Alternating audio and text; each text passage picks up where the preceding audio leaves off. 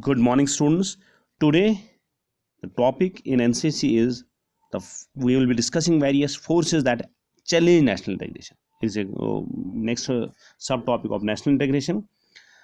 So today we will be discussing the major forces that affect that challenge national integration are rationalism, communalism, religious fundamentalism, bilingualism, and terrorism. These are the major forces that challenge national unity. Promoting integrity ensures the prosperity of the nation. So, it is compulsory here. We have to cope up with all these forces so that we can have the integrity, we can promote integrity. That integrity only ensures the prosperity of our nation. So, one by one, we'll be discussing these uh, forces, how they are affecting our national integration. We will be discussing this in today's topic. First, casteism. As all of you are aware that India, vast country, is having almost various castes are here in our country. Religions are different. Religions are different. Followers are here. Different religion followers are here in our country. So this casteism becomes a major obstacle for our national integration. There is a great difference in the population of different religions and castes in India. Strength, somehow some castes are very small in size and some castes are very large in number, so that superiority complex is also there with these castes. Followers are appropriate caste or religion considers themselves superior to those who believe in other religions or castes, as we people are aware. So this becomes a bias is coming there. This difference is coming in between the people. Some people think themselves that they are superior and others are of low quality.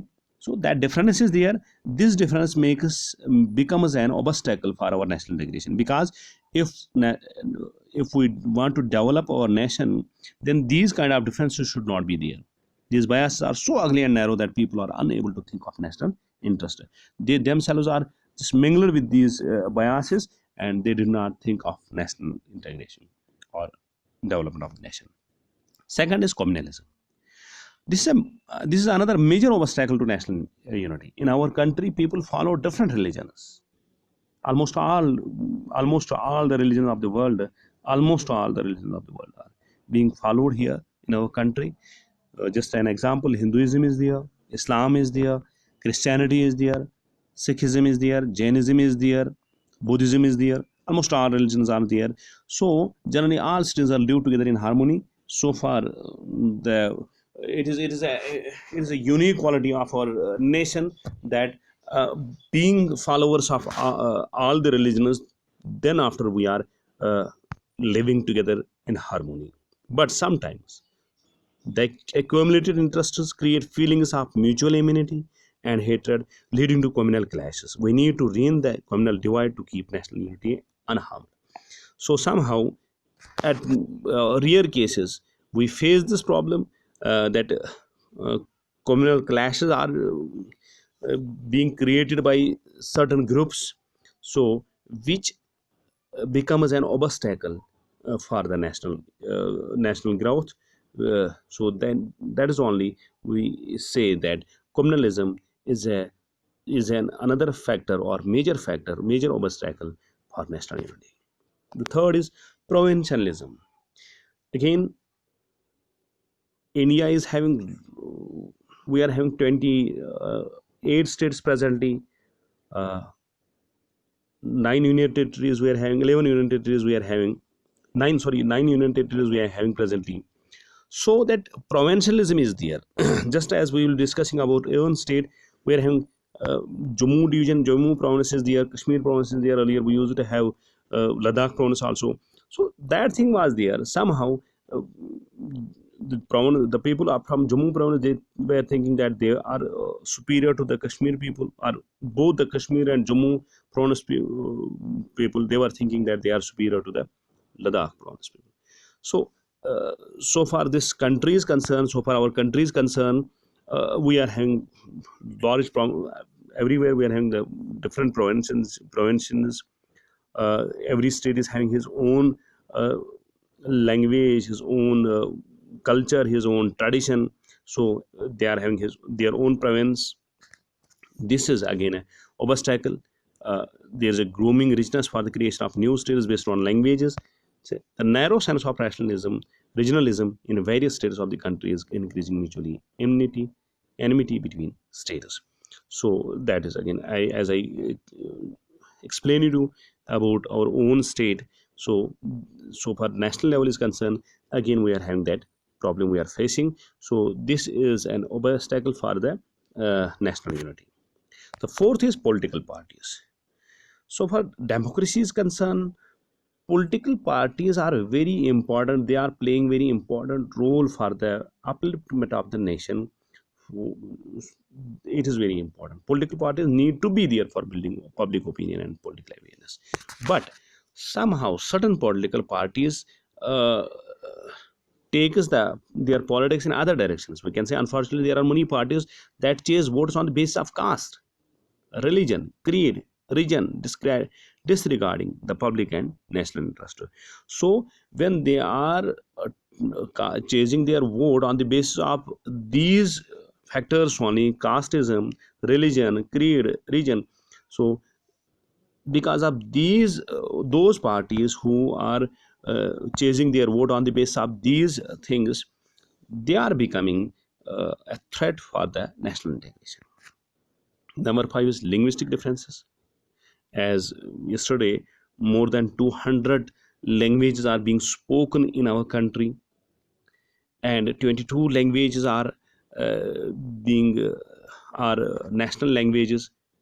So in this vast country like India, the national language should be spoken and understood in all regions. But due to narrow regional views, Hindi or any other language has not yet been included as a means of communication by all the people of the country. Politics on linguistic distinctiveness is not letting people rise above their partisan difference own language.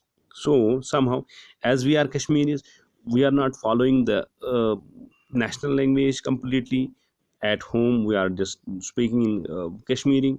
Same is the case with the Sikhism. At their homes, they are not just they are speaking in Punjabi. In whole of the Punjab, they are speaking Punjabi, not the Hindi. In South, they are just following their own languages.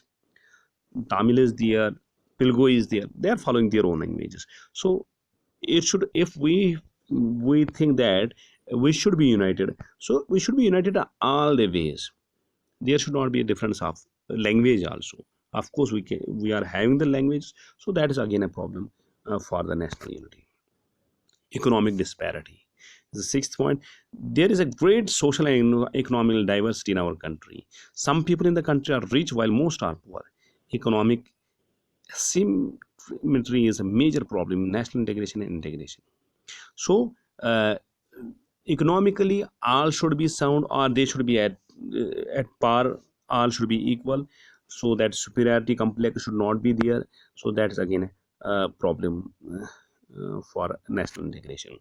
So once again, I want to mention here that the factors which affect national integration are casteism, communalism, personalism, provincialism, political parties, linguistic differences, and economic difference. These are the six main factors that affect national integration. So we should consider these things. We should keep in these. We should keep in mind these things, and we should not follow these things. We should not have casteism in our mind, communalism in our mind, provincialism in our mind, and we should not follow those political parties which are casting these which are casting their votes on the basis of these, or we can say that the manifesto of the political parties which whose they are having this kind of manifesto. So we should not vote for those political parties, and and other things are also important. If we will not consider these things, definitely will be at national level will be united, and our nation will prosper. Thank you.